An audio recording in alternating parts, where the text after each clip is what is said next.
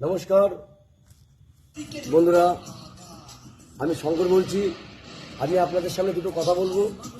কথাটা ভালো লাগলে লাইক শেয়ার করবেন, ফলো করবেন, কমেন্ট করবেন।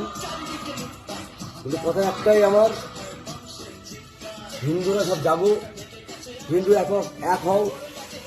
আমাদের সামনে দিন আসছে, কী দিন আসছে জানি না, কিন্তু এই যে বাংলাদেশে যে ঘটনাগুলো ঘটছে, আজকে আমাদের ভাই, হিন্দু ভাই যেভাবে ওকে যে মারলো, মৃত্যু দিল, গাছে ঝুলিয়ে চিটিয়ে, ওদের দেশে কি বাড়া কোনো আইন শৃঙ্খলা নেই, কোনো প্রতিবাদ নেই?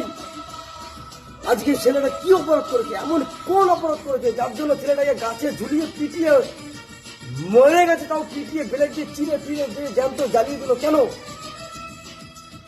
বাংলাদেশে কোনো প্রতিবাদ নেই, কোনো মন্ত্রী নেই, রাজ্য নেই, দেশ নেই? কোন বালার দেশ?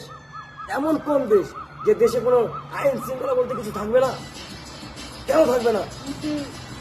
আজকে কেন কেন কেন এটা সবাই জানতে চাই। কেন কেন এটা কেন হবে?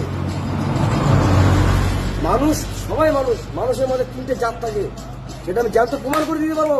তিনখানা জাত। কোনটা? লেডিস আর জেন্টস আর হিজড়া। আজকে কোন শাস্ত্র নিয়ে এমন কথা বলেছে যে বাংলাদেশে কোনো প্রতিবাদ হয়নি, প্রতিবাদ দিল, কেন জ্বালিয়ে দিল? কেন? কেন কেন জ্বালিয়ে দিল ওকে? এরপর প্রতিবাদ হবে না?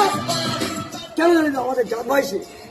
ঠিক আছে বন্ধুরা, আমি যদি কোনো ভুল বলি আমাকে কমেন্টে জানাবেন।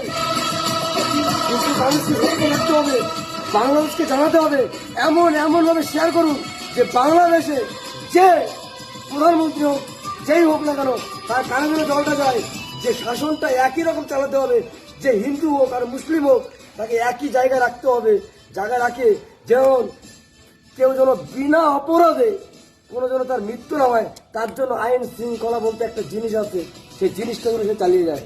নমস্কার।